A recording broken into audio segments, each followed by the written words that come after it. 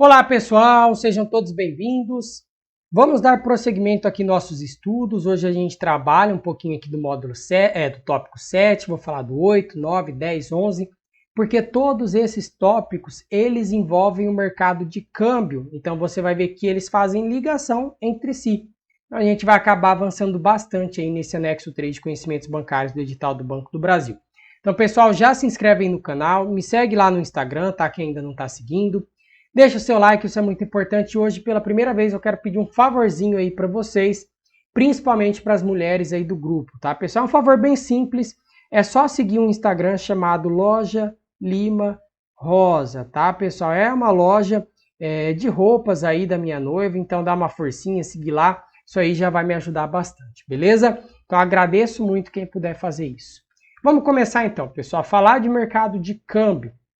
Bom, sempre que eu falo de taxa de câmbio, eu estou querendo pensar o que, basicamente? Estou querendo pensar em trocas. Então pode ser a troca aqui do real por dólar, pode ser a troca do real por libra, por iene, qualquer outra moeda, que seja por peso, né, peso mexicano, não importa. Isso é o câmbio. E a gente faz essa troca geralmente porque a gente está indo viajar para o exterior e aí eu preciso pegar a moeda de destino daquele país para que eu consiga efetuar minhas compras lá, né, passar o tempo que eu preciso lá. Ou eu posso usar esse dinheiro para mandar para algum familiar meu que está lá no exterior, que está precisando, pode ser o caso também. Ou eu posso utilizar esse câmbio, né, essa moeda estrangeira, para fazer uma compra, uma importação de mercadorias, aí eu preciso pagar em dólar. E se eu sou vendedor, né, de mercadorias, eu recebo isso daí em dólar. Então, o que a gente precisa saber nessa parte aqui do mercado de câmbio? Primeira coisa, taxa de câmbio, a definição formal dela é essa, ó, é o preço em moeda nacional de uma unidade de moeda estrangeira. Então, não significa que é somente em relação ao dólar, posso fazer isso em relação a qualquer outra moeda. Beleza? Mas comumente a gente utiliza o dólar porque é a moeda aí internacional de contratos. Então essa é a definição formal. As operações mais comuns que nós temos aqui no país são essas: câmbio para turismo, que é quando você vai viajar para o exterior, então você precisa pegar aqui o seu dinheiro, ir até uma casa de câmbio e aí você faz a troca. Não tem segredo nenhum, você pega lá seus dólares e aí você pode viajar tranquilamente. Beleza? Ah, William, posso usar meu cartão? Pode, né? Existem cartões que são cartões internacionais, e aí você utiliza esse cartãozinho seu, você simplesmente tem que entrar no aplicativo lá do seu banco e avisar que você vai para o exterior. Então, como que você avisa? Você ativa lá falando, ó, estou viajando para o exterior durante o dia tal até o dia tal. Habilitar compras internacionais, porque se você não habilita, e aí você chega lá, por exemplo, nos Estados Unidos para comprar alguma coisa, seu cartão não vai reconhecer. Vai dar bloqueado, vai falar, ué, você está no Brasil, agora do nada você tá em outro lugar. O pessoal pode até achar que seu cartão foi clonado. Então, assim, você tem que avisar isso daí para que você consiga, com seus cartões, utilizar eles lá no exterior. E aí, claro, o próprio cartão ele já vai fazer essa conversão dessa moeda. Ele já faz a conversão aqui do real para o dólar, já te cobra uma taxinha, né? Às vezes cobra um IOF ali extra, e aí você consegue utilizar normalmente. Pode ser feito também via cartões pré-pagos, então você já paga aqui aquele cartão, é como se você abastecesse ele ali, né? E você leva ele para utilizar lá no exterior. Beleza, a única grande preocupação nossa é que a gente faça isso em alguma instituição autorizada pelo Banco Central. Então a gente vai ver, ó, aqui na definição formal do câmbio, que essas trocas de moeda, ó, elas, claro, ocorrem no mercado de câmbio, que eu já vou mostrar onde que surge esse mercado, e sempre, ó, sobre a regulação e supervisão do Conselho Monetário e do Banco Central do Brasil. Então, os dois estão ali, ó, regulando e supervisionando. Regulando, quem regula é o Conselho Monetário, né? Isso aí a gente já sabe, ele é um órgão normativo. E quem está supervisionando ali é o Banco Central. Ele faz a supervisão, ele faz a execução do que for necessário. Beleza, nada de segredo por enquanto. E as remessas pessoais é quando eu estou enviando meu dinheiro aqui também para o exterior, para um filho, para um parente, alguém que está lá, né, está estudando lá fora, está fazendo intercâmbio, não sei. E a importação e a exportação é quando eu compro um produto lá de fora e quando eu vendo um produto lá para fora. E tudo isso influencia a taxa de câmbio. Né? Você vai ver que além disso, de influenciar a taxa de câmbio, influencia também os preços domésticos, pode influenciar a nossa inflação, nossa taxa de juros, tudo isso a gente vai ver nessa aula. Esse esqueminha aqui, pessoal, eu retirei do próprio site do Banco Central, então você pode dar uma lida aqui com calma, mas assim, é somente isso que ele está explicando, tá? Essas operações mais comuns aí do mercado de câmbio. Então não tem segredo nenhum também. Vamos entender essa outra parte aqui, que eu acredito que é um pouco mais interessante, um pouquinho mais complexo, né? E pode também estar aparecendo com mais frequência aí na prova de vocês. Da onde surge o mercado de câmbio? Como ele surge? A gente tem que pensar primeiramente nas principais variáveis que fazem influência no mercado de câmbio. Então, por exemplo, a taxa de juros doméstica e a externa influencia o mercado cambial? Com toda certeza. A gente vai ver daqui a pouco, né, que se o Brasil ele vai lá e aumenta a taxa de juros, ele pode atrair capital estrangeiro, e ele atraindo o capital estrangeiro, você tendo mais moeda estrangeira aqui dentro, você tem que pensar assim, mais de uma coisa, menos ela vale. Se menos ela vale, quer dizer que ela está desvalorizando, e o que está valorizando? O real está valorizando. Então, valorização do real, desvalorização do real, tudo isso daí, a taxa de juros com certeza influencia. E aí, níveis de preços domésticos e externos também influenciam. Quando eu falo de níveis de preços, eu estou querendo me referir à inflação. Inflação nossa vai influenciar o câmbio. Você vai ver que, inclusive, os níveis de preços, eles fazem parte da fórmula da taxa de câmbio. Então, claro que influencia. Indicadores de risco. O risco Brasil está subindo muito, né? Lá o INBI mais, plus, né, no caso, INBI plus. É um indicador aqui que é utilizado para você ver a diferença da taxa de juros que é paga entre um título brasileiro em relação ao título do Tesouro norte-americano. Então, ele é utilizado como um parâmetro de risco país, né? Risco Brasil, o pessoal costuma chamar. Apesar de que risco não é mensurável, né? O risco de um país não é mensurável. Mas indicadores de risco com certeza influenciam esse mercado de câmbio.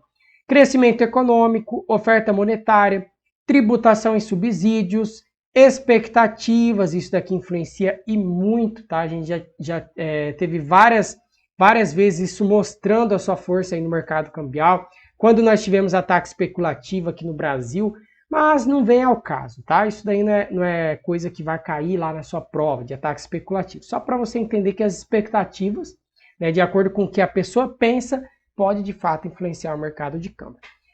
Beleza, então todas essas variáveis, pessoal, elas geram influência aqui. E, consequentemente, elas estão formando aqui. Só que veja que o mercado de câmbio ainda não é a taxa de câmbio propriamente dita.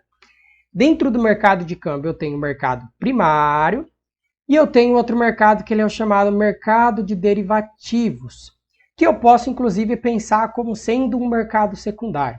O mercado primário ele vai ser o quê? Oferta e demanda de divisas, a galera lá demandando, tá querendo ofertar, lembra que exportadores são ofertantes, fluxos cambiais líquidos, relações comerciais, e aí onde as operações são liquidadas, tudo isso daqui, ele vai ajudar a formar a taxa de câmbio. É um dos componentes da taxa de câmbio que vem do mercado primário. Você vê que eu estou passando rápido, pessoal, porque eu ainda vou explicar, né, quando entra uma oferta, quando entra dinheiro, quando sai dinheiro, tudo isso você vai aprender. Por enquanto é a introdução. Mercado de derivativos. Tem as operações que o pessoal utiliza para proteção, segurança. Hedge significa segurança, significa proteção, significa previsibilidade de fluxo de caixa. Então eu posso ter aqui um produtor que ele vai lá e trava uma taxa de câmbio para daqui a um ano, porque ele só vai colher a plantação dele, a soja dele, que seja daqui a um ano. Então ele vai lá no mercado de derivativos e faz um hedge, faz uma proteção, porque ele tem medo que a taxa de juros, que a taxa de câmbio pode valorizar ou pode desvalorizar, dependendo da posição que essa pessoa estiver. Aí ela vai lá e faz essa trava. Especulação, as pessoas que simplesmente vão lá e compram dólar porque acha que o dólar vai valorizar, vende o dólar porque acha que ele vai desvalorizar e tenta ganhar com isso daí. Isso, né, faz parte aqui do mercado futuro. O mercado futuro, eu já expliquei também para vocês, é um dos mercados que estão dentro aqui do mercado de derivativos. Aí tem as operações de arbitragem, que é quando o pessoal tenta lucrar na distorção dos preços. É um mercado que tem maior volume de transações, mas uma regulamentação mais difícil e também ajuda a formar a taxa de câmbio. E aí, por fim, a gente tem o mercado interbancário, ou seja, entre bancos, são bancos negociando com bancos. E aí a gente pode dizer que isso daqui, ó, ele é chamado de um mercado de balcão. Lembra que tem o mercado de bolsa, que ocorre isso daqui, ó, hedge, especulação, arbitragem, por aí vai. E tem o mercado de balcão, que ele é um mercado que ele pode ser organizado ou não, mas que ele existe somente ali entre as instituições financeiras, entre os bancos. E dentro desse mercado de balcão nós temos esse derivativo que ele é chamado de swap. Swap ele significa o quê, pessoal? Significa troca de indexador. Eu também já tinha passado isso daqui para vocês, tá? Só estou relembrando um pouquinho. Troca de indexador. Então, eu quero trocar o benchmark de um produto de investimento que eu tenho por outro, né? Às vezes, meu produto rende de acordo com o CDI, eu quero que ele passe a render de acordo com o dólar. Então, o mercado de swap ele também vai fazer ligação direta aqui com a taxa de câmbio. A posição dos bancos, né? Se a maior parte dos bancos está comprada em dólar, vendida em dólar, vai ajudar a surgir a taxa, e o Banco Central também fazendo as influências dele ali no mercado, tudo isso daí surge a taxa de câmbio. Então você vê que não é simples, o câmbio ele não é definido somente aqui, ó, no mercado futuro. Eu vejo muitos investidores acreditando nisso, não é só isso.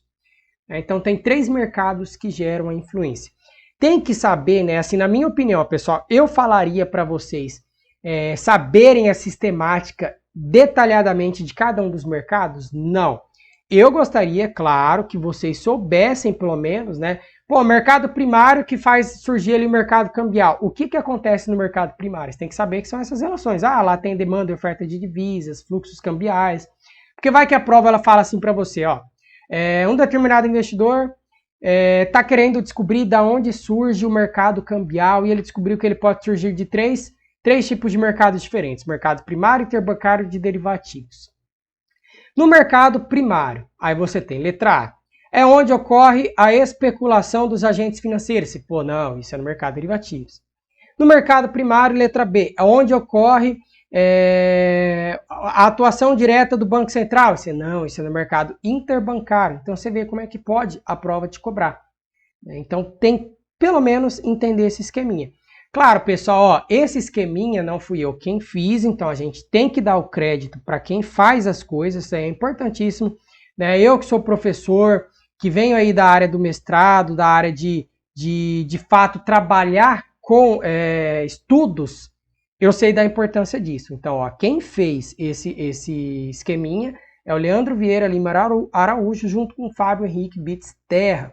Eles publicaram um artigo e aí eu estava lendo esse artigo para trazer isso daqui para vocês. Encontrei esse esqueminha e estou publicando aqui. Então, assim, ó, essa é a fonte, beleza? Eles são os responsáveis por criar esse esquema. Muito obrigado aí, pessoal. Então, vamos agora falar aqui das instituições autorizadas a atuar no mercado de câmbio. Quem que pode atuar nesse mercado?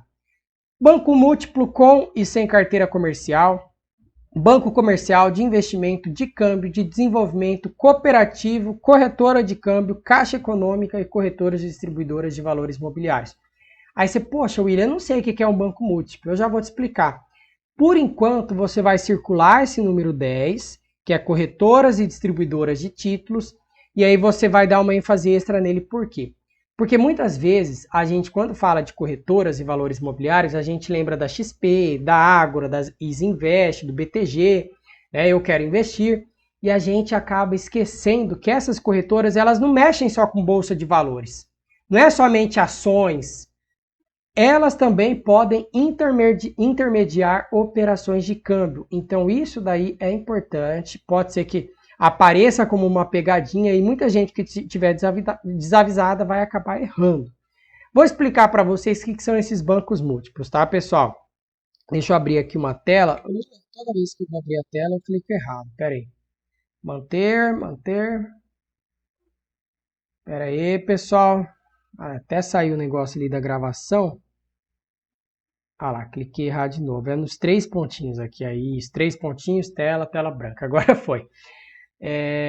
Como que funciona essa questão dos bancos múltiplos? Aqui eu tenho o banco múltiplo que está no topo, e para esse banco múltiplo ser formado, ele precisa ter algumas carteiras. Eu tenho uma carteira que é chamada de carteira comercial, que significa banco comercial. Tenho aqui o banco de investimentos, que é a carteira de investimentos, banco de desenvolvimento, sociedade de crédito imobiliário, sociedade de crédito, financiamento e investimento e sociedade de arrendamento mercantil. Ah, William, dita aí de novo, pausa o vídeo, volta e você escreve o que é cada um, né? Facilita. E aí você começa a entender assim, ó, como que um banco múltiplo ele é formado. Primeira coisa, o Bradesco, ele é um banco múltiplo? Sim. Então, posso colocar aqui, ó, Bradesco é um banco múltiplo. O Banco do Brasil, né, sua instituição aí que vai aplicar sua prova, né, é um banco múltiplo? Sim. O Itaú é um banco múltiplo? Sim, também. O Santander é um banco múltiplo? Também é um banco múltiplo. Por quê? Porque eles têm dentro da carteira deles, eles têm no mínimo 2 carteiras dessas daqui que eu passei, sendo uma delas obrigatoriamente ou a comercial ou a de investimento. Já já eu dito para vocês anotarem. Mas só para você entender, quando um banco ele tem a carteira comercial, o que esse banco ele pode fazer? Ele vai poder, por exemplo, captar recursos através de depósito à vista. Depósito à vista significa conta corrente, ou depósito a prazo, que significa, por exemplo, um CDB. Então, ó, DV, depósito à vista, ou DP, depósito a prazo. Tanto conta corrente quanto CDB. Ele pode captar recursos. Uma das características principais dele é que esse banco comercial ele vai poder conceder crédito de curto prazo e médio prazo. Então, ó, pessoal, vocês vão pausando e vão anotando. A curto prazo e médio prazo. Um exemplo desses créditos de curto prazo, eu posso pensar, por exemplo, no cheque especial. Muita gente tem essa questão aí do cheque especial, o pessoal adora isso daí, eu particularmente não tenho. Não gosto, né? A taxa de juros é muito elevada, então evito usar aí ao máximo possível. Mas existe, isso é um exemplo de crédito curto prazo. Eu posso pensar aqui também, ó, em capital de giro. Capital de giro é crédito de curto prazo também. E aí, para finalizar essa parte, né, vocês vão escrever assim, ó, esses bancos comerciais, eles são considerados instituições monetárias, porque através do banco comercial você consegue criar moeda através daquele efeito multiplicador do crédito que eu já tinha explicado para vocês do compulsório. Não precisa, pessoal, se preocupar com isso, eu só quero que vocês anotem, tá? Instituições monetárias, bancos comerciais são considerados. Beleza. Para eu ser considerado um banco de investimento, o que eu preciso ter lá? Eu posso, quando eu tenho a carteira de banco de investimento, eu posso captar recursos. Então, captar recursos através somente de depósito a prazo, então o CDB lá nosso. Não pode captar através de depósito à vista um banco de investimento. Pode conceder crédito de médio prazo e longo prazo, então aqui já entra financiamento de capital fixo, né? Quando você está querendo fazer alguma coisa aí de um prazo maior, né? Esse capital de giro aqui. Pode ainda administrar, um banco de investimento, ele pode administrar fundos de investimento, tá? Então pode administrar fundos de investimento, deixa eu escrever aqui, investimento. E ele pode fazer também, pessoal, operações de underwriting. O que é operação de underwriting? Já expliquei para vocês. É o processo de abertura de capital de uma empresa. Lembra da sigla IPO, oferta pública inicial, Initial Public Offering. É quando aquela empresa, aquela sociedade anônima está abrindo capital pela primeira vez. Então ele pode fazer. Então eu, banco múltiplo, tendo essa carteira, eu estou liberado para fazer uma operação de underwriting. Beleza, eu, banco múltiplo, tendo a carteira de desenvolvimento, o que eu posso fazer? Eu posso fazer, ó, repasses do BNDES. Lembra que o BNDES ele concede crédito aí subsidiado, né, para as empresas, ele pode fazer isso para tentar desenvolver aí o Brasil. Então, se o banco ele tiver essa carteira, ele vai poder pegar esse empréstimo do BNDES e fazer repasse para a instituição beneficiada. Sociedade de crédito imobiliário. O banco que tem essa carteira lá dentro dele, ele pode captar recursos através da poupança. Aí você, poxa, William, mas como assim? Sociedade de crédito imobiliário e poupança? Sim, lembra que eu já até expliquei para vocês que a poupança, os recursos que estão na poupança, eles só podem ser usados para fazer financiamento imobiliário ou então para crédito rural. Então, por isso que chama Sociedade de Crédito Imobiliário. Sociedade de crédito, financiamento e investimento, essas daqui são aquelas famosas financeiras. Você vai lá, vai comprar um carro numa concessionária e eles mostram um monte de financeiras lá, ó, essa financeira aqui pode financiar o carro para você, essa outra aqui pode fazer também para você. Então, o banco pode financiar também? Pode, então ele também tem essa carteira, beleza? E a sociedade de arrendamento mercantil, essa daqui são aquelas sociedades que podem fazer o famoso leasing. Esse leasing, ele é o quê? Eu sempre gosto de pensar no leasing como sendo um aluguel. Então, por exemplo, eu vou no banco e eu solicito para o banco para ele fazer um arrendamento mercantil de uma casa que eu quero morar. Ele vai lá e faz, ele arrenda essa casa para mim. O que significa isso? Significa que eu, William, posso morar na casa, eu posso usufruir da casa, só que a casa não é minha. A casa é do banco. O banco é o responsável por aquela casa. Então, por exemplo, se eu paro de pagar as parcelas, o banco pode me chutar dali. E aí pode ter, claro, a opção de, no final das contas, eu pegar e exercer minha opção de compra lá no final desse contrato de leasing. Posso falar, não, agora eu compro a casa ela é minha de fato, beleza? Então, eu usufruo, só que quem é o dono daquilo lá mesmo é o banco. Isso é um leasing. Ok, pessoal. Para eu ser considerado um banco múltiplo, eu preciso ter então as 6 carteiras? Falso. Para você ser considerado um banco múltiplo, você tem que ter no mínimo 2 dessas carteiras. Sendo uma delas, obrigatoriamente ou a comercial ou a de investimentos. Então presta atenção. Eu, William, criei um banco.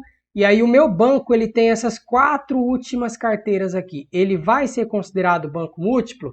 Não vai, porque ele tem no mínimo 2, mas não tem obrigatoriamente ou a comercial ou a de investimentos. Agora, se eu pegasse... Aí, pessoal, sem querer, eu apaguei aquela tela anterior, tá? Eu coloquei o esqueminha aqui de novo, só que daí vocês voltem lá e anotem tudo que eu passei aqui, tá? E anota também as coisas que eu tinha passado aqui no canto. Eu perdi a tela sem querer porque eu apertei um botão aqui e aí ele some porque eu abri uma tela em branco, tá? Mas o que eu estava falando? Então, se eu tiver essas 4 carteiras aqui, eu não vou ser considerado um banco múltiplo.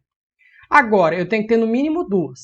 Se eu tiver todas essas 4 e eu acrescentar aqui a de banco de investimento, beleza, eu já tenho no mínimo 2 e eu tenho já a de banco de investimento, ou uma ou outra, tá? Ou a de investimento ou comercial. Então agora eu sou banco múltiplo.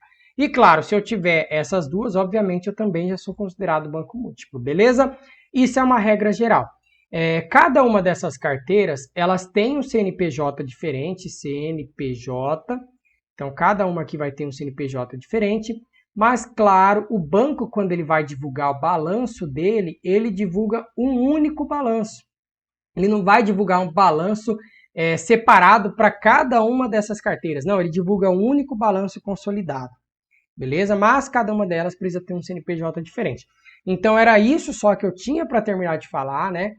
Volta aí se você precisa fazer aquelas anotações aí. Desculpa eu ter perdido essa telinha aí, mas é só voltar o vídeo que você vai ter acesso a ela e acrescentar somente essas coisas. CNPJ aqui que eu tinha dito a mais. Beleza, então isso são bancos múltiplos. Então, um banco múltiplo com a carteira comercial pode atuar no mercado de câmbio? Sim. Sem a carteira pode? Também pode. Banco comercial pode? Pode. Banco de investimento pode? Pode. Né? E tudo isso daqui que eu já tinha falado para vocês. Então, assim, com isso, pessoal, a gente finaliza essa parte de noções de mercado de câmbio. Falei das instituições autorizadas a operar e também passei as operações básicas. Ó, essas operações básicas. E aí a gente entra já no tópico 8, então não sai do vídeo, eu vou dar prosseguimento aqui para falar desses regimes de taxa de câmbio. Falar da taxa de câmbio fixa, flutuante e regimes intermediários. Ok. Primeiro de tudo, qual que é o regime que o Brasil utiliza? O regime cambial brasileiro é esse, ó, flutuante, sujo, sem banda cambial. Eu também já tinha passado para vocês, mas vamos relembrar. Flutuante significa que o mercado é quem define essa taxa. Então, de acordo com a entrada de divisas, a saída de divisas, o pessoal operando lá no mercado de derivativos, tudo isso daí vai definindo a taxa de câmbio. Por isso que a gente fala flutua. Ele flutua conforme o mercado. Sujo significa que o Banco Central pode realizar aquela intervenção, pode intervir. E sem banda cambial quer dizer que não tem um teto nem um piso para o Banco Central falar, não, só agora que eu posso interferir nesse mercado, não é assim? Beleza. Aí vem aquela pergunta, William, por que o Brasil não utiliza o regime de câmbio fixo? Nós já utilizamos o regime de câmbio fixo e é importante você saber o seguinte, em 1999 foi implementado no Brasil o famoso tripé macroeconômico, tá? Esse tripé macroeconômico aqui, ele define o que para o Brasil como coisa primordial? Ele define que o Brasil ele deve buscar o superávit primário. Ele define o Brasil como tendo metas de inflação, que é o regime que a gente vive, né? O Conselho Monetário Nacional vai lá e define as metas de inflação, e ele coloca também o Brasil como tendo o quê? Câmbio flutuante. Então, o câmbio flutuante ele faz parte do tripé macroeconômico que foi implementado em 1999. E aí, todos os governos que entram, eles precisam seguir esse tripé. Beleza. Vamos imaginar a situação de que o Brasil tem o câmbio fixo, então digamos que aqui o nosso câmbio ele vai precisar de R$2 para comprar $1, só para facilitar, R$2 para comprar $1. E você viu também, você ainda não viu a questão das reservas internacionais que nós temos aqui no Brasil. Hoje em dia, se eu não me engano, tá, pessoal, é em torno de 370 bilhões aí de dólares, 370 bilhões de dólares. Beleza, então essas reservas internacionais é ouro que o Banco Central tem, é dólar que o Banco Central tem, são ativos financeiros que ele tem. E aí ele resolveu adotar esse regime de câmbio fixo. E aí tem as pessoas aqui dentro que elas precisam do quê? Elas precisam fazer importação. Então o pessoal precisa comprar componentes eletrônicos lá de fora, precisam comprar produtos que aqui no Brasil eles não encontram. E quando eles vão fazer essa importação, eles vão pegar os reais que eles possuem aqui e eles vão entregar esses reais para quem? Eles entregam lá para a casa de câmbio e, claro, a casa de câmbio ela está com dólares. Só que esses dólares veio da onde? Vem ali também do Banco Central. Claro, elas vão ter as reservas delas naturalmente, mas em última instância vai vir ali das reservas do Banco Central que vai estar fazendo o repasse. Ok, então começou muita gente a importar. Então, o banco ele tem que agora estar passando toda hora dólar para essa pessoa. Dólar. E aí você começa a perceber o seguinte, a reserva internacional começa a cair. O pessoal está importando, a gente está exportando pouco, ou seja, a gente está vendendo pouco, está tendo pouca entrada de moeda estrangeira. E a reserva internacional começa a cair. E se chegasse um momento em que a reserva internacional ela zerasse, ela fosse zero? Aí o que aconteceria? O Banco Central não iria conseguir mais manter o seu câmbio fixo. Por quê? Porque agora não tem mais como o Banco Central ofertar dólares para o mercado e o mercado está demandando dólares. Então, se ele não tem como fazer isso, acabou esse regime de câmbio fixo. E aí o regime ele vai começar a flutuar. Aí imagina você que é dono de uma empresa que tinha todos os seus contratos fixados ao preço de R$2 por dólar. Aí do nada o dólar foi lá para R$5,50. Quebrou, né? A empresa ela não aguenta, ela não vai conseguir pagar.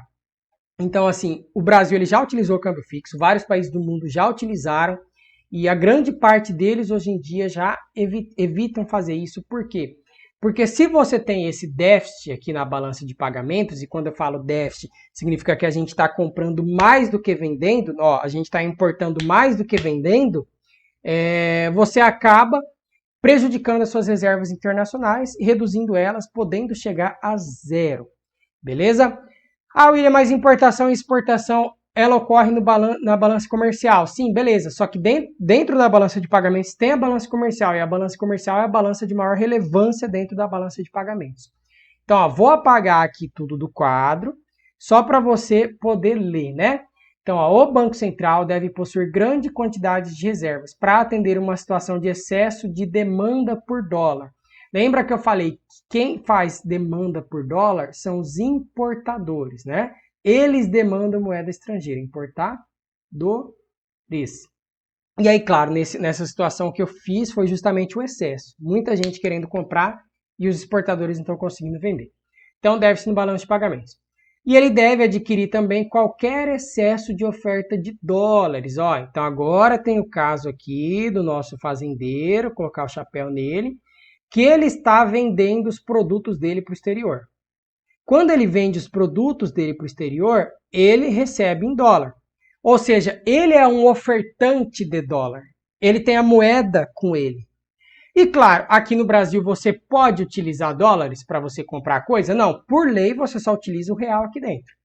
Então você faz a troca entre o dólar, esse carinha aqui ele vai ter que pegar esse dólar e ele vai ter que trocar por reais. Aí claro, as reservas internacionais agora do Banco Central começam a subir, só que ao mesmo tempo o Banco Central, ele vai ter que fazer o quê? Ele vai ter que emitir esse real aqui para essa pessoa, ele vai ter que dar o real para essa pessoa para ela poder utilizar aqui no mercado, só que ele não pode utilizar essas reservas internacionais. Ele não vai poder fazer investimentos ou alguma outra coisa, né? Geralmente aqui no Brasil é utilizado para segurança, mas ele não vai poder fazer. Por quê? Porque ele tem que conseguir manter esse câmbio fixo. Ele não pode fazer operações, ele vai manter o câmbio fixo. E aí, com isso, né, esse problema do excesso de oferta de dólares pode gerar esse custo de oportunidade representado por uma restrição ao aumento do bem-estar da sociedade. Sacrifica-se consumo presente. Então, ele não pode utilizar, e aí você acaba fazendo o quê? Você não pode utilizar esse dinheiro no presente, então você está sacrificando o consumo presente. Esses são os problemas de um câmbio fixo. O pior de todos, claro, é aquele dos importadores, de você acabar com as reservas internacionais. Câmbio flutuante, então. Mercado quem define a taxa, já expliquei para vocês, né? Passei o esqueminha aqui. Qual que é a vantagem desse câmbio? Tem maior grau de liberdade e a desvantagem é a volatilidade. Volatilidade é isso, oscilação dos preços. Ok, agora vamos tentar interpretar aqui, ó, pessoal. Se eu tenho uma situação de excesso de demanda por dólares, quer dizer que as pessoas estão importando mais, estão demandando dólares, e isso gera um déficit aqui na minha balança de pagamentos. Então, considerando que eu tenho um déficit na balança de pagamentos. Isso, né, eu posso pensar o quê? O dólar está saindo do Brasil, o dólar está saindo do Brasil. Quanto menos eu tenho de uma coisa, mais ela vale. Ó, então, essa situação em que a importação está elevada faz com que o dólar se valorize, né? Porque agora tem menos dele aqui no mercado, e faz com que o real se desvalorize. E aí você começa a entender a questão dos ciclos econômicos. E aí, conforme o real vai se desvalorizando, com o tempo fica mais difícil a gente importar. Porque aí você pode pensar assim, poxa, o real agora é R$ 5,70 para eu comprar um dólar. Eu sou um importador. Poxa, eu tenho que gastar muitos reais para eu conseguir importar um produto que custa 10 dólares. Eu tenho que gastar R$57, está caro para mim. Então esse pessoal começa a fazer o quê? Começa a parar de importar, porque aí o real começou a desvalorizar. E aí o real desvalorizando, eu poderia até continuar esse ciclo aqui. No futuro, o que ia acontecer? Ia aumentar no país a exportação. E aí, aumentando a exportação, nós teríamos mais entrada de dólares e teríamos um superávit na balança de pagamentos. Mas, por enquanto, nós fiquemos somente por aqui, tá? Excesso de demanda por dólares gera déficit na balança de pagamento, porque você tem uma importação maior, o dólar valoriza e o real desvaloriza. E aí, no caso contrário, a gente pode até pensar que o real estava desvalorizado, e aí você começou a vender mais, você começou a exportar mais. Então agora você tem um excesso de oferta de dólares. Essas pessoas que estão vendendo lá para fora têm muitos dólares aqui para ofertar. Então a exportação aumentou, consequentemente o dólar desvalorizou. Por quê? Porque, poxa, agora a gente tem um monte de dólar aí no mercado. Tem um monte de dólar. Então, para mim não vale nada, tem um monte dele. Você pensa sempre no caso da Ferrari. Se todo mundo tivesse Ferrari, ela não valeria o que ela vale hoje em dia. Então, quanto menos a gente tem de uma coisa, mais ela vale. E aí o real ele volta a se valorizar e aí volta para esse ciclo aqui. Então é um ciclo, ó, pessoal, um ciclo que sempre ocorre na economia. Então, em momentos está desvalorizado, em momentos está valorizado e por aí vai. Às vezes você vê pessoas defendendo, pô, o câmbio tem que sempre ficar em tal valor. Não tem como, gente, é difícil você fazer isso. Tá? O Banco Central ele tenta manter o câmbio sempre num patamar que é competitivo, que ajuda a gente a vender mais, porque a gente quer ter superávit na balança de pagamentos, mas que ajuda também aos produtores não terem um custo muito elevado de produzirem aqui no Brasil, porque eles precisam de importar, eles precisam de matéria-prima, muitas vezes. Né? Ok, o terceiro regime que a gente tem é o regime de banda cambial, que seria esse regime flutuante. Ele é flutuante entre as bandas e quando ele chega aqui no topo da banda, ele seria um regime fixo, né? A gente pode pensar assim, ó, no topo ou no fundo da banda ele seria fixo. Por quê? Porque aí o Banco Central ele definiria um regime aqui em cima, digamos, o dólar atingiu R$ 2,20 e aqui embaixo desvalorizado ele atingiu R$ 5,70. Toda vez que chegar em 2,20, a gente intervém no mercado. Toda vez que chegar a 5,70, a gente intervém também. Então, o câmbio ele só seria livre, né, na flutuação dele aqui no meio. Aqui no meio. Lá no teto e no piso, ele não seria flutuante. Ele seria fixo, beleza? E aí você tem as dificuldades com o quê, primeiramente? Economias que têm uma inflação elevada. William, não entendi ainda essa questão da inflação. A gente vai ver daqui a pouco que a taxa de câmbio real ela vai depender de preços, né? Ela depende aqui dos preços da taxa de câmbio nominal, depende dos preços externos, dos preços internos, mas não se preocupa, já já eu explico. E aí essas economias que elas têm essa inflação elevada, você acaba introduzindo essas regras de correção para você ter essa taxa nominal de câmbio e evitar oscilações no câmbio real, que é o câmbio importante para fins comerciais, ok? Mas já já não é nesse tópico, por isso que eu não estou falando, não é nesse tópico que fala de taxa de câmbio nominal e câmbio real, eu ainda explico para vocês, beleza? Você vê que ele fala aqui no tópico 9. Então vamos voltar aqui, vamos pegar pelo menos os regimes, as definições. Currency Board, o que significa esse Currency Board? Aqui no Brasil ele começou em 1968. O Brasil ele tinha uma taxa de câmbio real fixa e a taxa de câmbio nominal ela podia variar.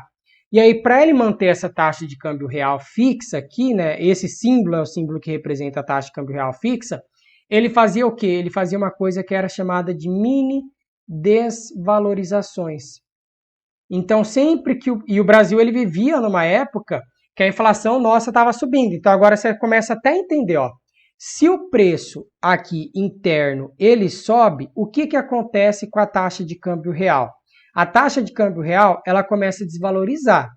Só que, você tem um regime de câmbio fixo, de câmbio real fixo. Você não pode fazer com que desvalorize nem valorize essa taxa de câmbio. Então se o preço está aumentando, vamos fazer o seguinte. A taxa de câmbio nominal a gente desvaloriza. E aí era o sistema de mini desvalorizações.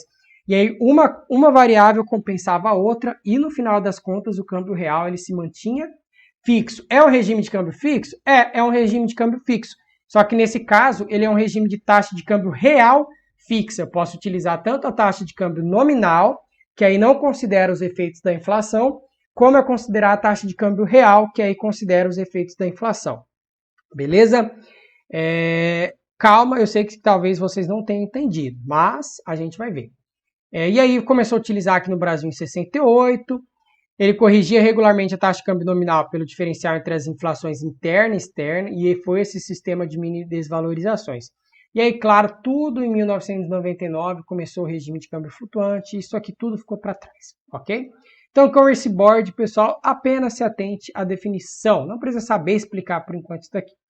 E aí tem o regime de PPP, que é paridade do poder de compra, que é chamado de lei do preço único.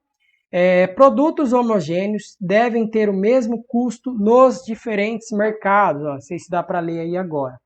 O câmbio é o responsável por igualar os preços dos produtos. Então quer dizer que se eu for cortar o meu cabelo aqui no Brasil, eu tenho que pagar um preço, digamos, de vintão, e eu vou cortar meu cabelo lá nos Estados Unidos, eu também tenho que pagar vintão, claro, na moeda deles. Mas os produtos são iguais, é um corte de cabelo, eles têm que ter o mesmo custo nos diferentes mercados. Pode pensar, por exemplo, no Big Mac, né, o que o pessoal costuma utilizar aqui como referência. Pô, o preço do Big Mac ele tem que ser o mesmo em todos os lugares do mundo. Já foi tentado utilizar esse tipo de regime? Já, só que aí você vê, só de olhar aqui você já sabe que não vai dar certo, né? Não vai dar bom. Então, por enquanto, definições aí também para vocês, pessoal. Aqui, ó, essa questão de política cambial, eu já até mostrei para vocês um pouquinho sobre isso daqui, mas eu vou passar aqui de novo. Vamos pegar primeiro aqui essa questão de definição. O Conselho Monetário Nacional define o regime cambial, ao estabelecer as diretrizes do mercado de câmbio e como o Banco Central deve atuar para assegurar o seu funcionamento. Nada de novidade. A política cambial reflete-se na atuação do governo na taxa de câmbio, no mercado de negociação de moedas estrangeiras. Então, política cambial é o governo fazendo a sua atuação. Ok? Aí a gente tem aqui o esqueminha, ó, escassez de moeda estrangeira. A taxa de câmbio valoriza, desvaloriza o real. Abundância de moeda estrangeira, a taxa de câmbio desvaloriza, valoriza o real. Tudo já tinha mostrado para vocês, então não tem grandes segredos isso daqui. Como isso impacta a economia? A política cambial afeta a vida do cidadão, mesmo daquele que não viaja para o exterior devido ao comércio internacional. Então, os preços de produtos importados e exportados são afetados pela taxa de câmbio que, ao flutuar, influencia as exportações e importações. Então, assim, o governo ele pode tentar fazer uma política de desvalorização da taxa de câmbio? Claro que pode, né, pessoal? Ele tem esse poder para ele aumentar a oferta de divisas no mercado, para ele reduzir a oferta de divisas no mercado. Ele pode influenciar o mercado dando subsídios ao exportador, pode dar subsídios ao importador, e conforme ele vai fazendo essas políticas, a taxa de câmbio ela é alterada. A gente viu, inclusive, isso daqui, pessoal. Onde que estava aqui? Blá, blá, blá. Aqui, ó, demanda e oferta de divisas. Tributação e subsídios. Quando você faz uma tributação em determinado produto de que o pessoal está importando, pô, você não quer mais que o pessoal importa, você quer que o Brasil produz. Então você tributa aquele produto para ficar caro. Isso vai influenciar o mercado cambial, a gente já viu. Dou subsídio para o pessoal, isso também influencia. O crescimento econômico nosso está sendo alto, né? Lembra que o PIB é formado por consumo, investimento, gastos do governo. Então o governo ele pode influenciar o PIB, e aí influenciando o crescimento econômico, você influencia o mercado cambial. Então assim, a política cambial, ela existe. E aí você precisa saber somente que, nesse regime que a gente vive hoje, se você tiver uma escassez de moeda estrangeira, você está querendo fazer o quê? Está querendo ter uma desvalorização cambial, porque aí lembra, escassez de dólar, quanto menos dólar tem, mais o dólar vale. Se o dólar valoriza, o real desvaloriza. E isso daqui também não é novidade, o Conselho Monetário regulamenta, mercado, a informação de novo que eu coloquei para vocês. O Banco Central monitora e garante esse funcionamento regular desse mercado. Beleza, pessoal. Reservas internacionais, eu já dei uma introdução aí para vocês, mas agora vamos ver a definição formal, ó. São os ativos do Brasil em moeda estrangeira e funcionam como uma espécie de seguro para o país fazer frente às suas obrigações no exterior e a choques de natureza externa, tais como as crises cambiais e interrupções nos fluxos de capital para o país. Então, como assim interrupção de fluxo de capital? Você pode pensar, por exemplo, no momento de guerra. Se ocorre um momento de guerra, como já ocorreu aí na Segunda Guerra Mundial, você não consegue vender seus produtos facilmente, porque daí você tem que se juntar a um aliado para você vender só para aquele aliado, e você só pode importar daquela pessoa. Então isso daí pode interromper o fluxo de capital para um país. E aí, se você tem interrompimento de fluxo de capital para o seu país, para de entrar moeda estrangeira. Quando para de entrar moeda estrangeira, você vai começar a comprar as coisas lá de fora utilizando o quê?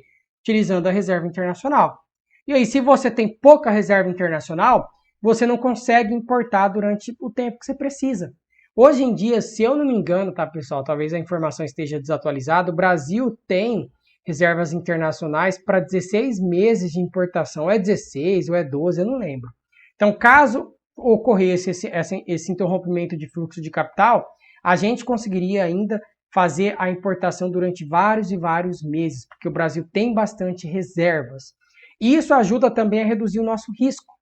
Então, muitas vezes ocorre fuga de capital, ocorre ataque especulativo aqui no país. Pô, o país está passando por um risco político muito grande, aí começa a ocorrer fuga de capital, o pessoal começa a vir aqui para vender o real, tentar desvalorizar o real, né? O ataque especulativo, que é um ataque contra as nossas reservas internacionais. Isso aí já aconteceu no Brasil em 2002 já aconteceu no Brasil esse ataque especulativo. Então, pessoal, eles tentavam derrubar a reserva internacional do país.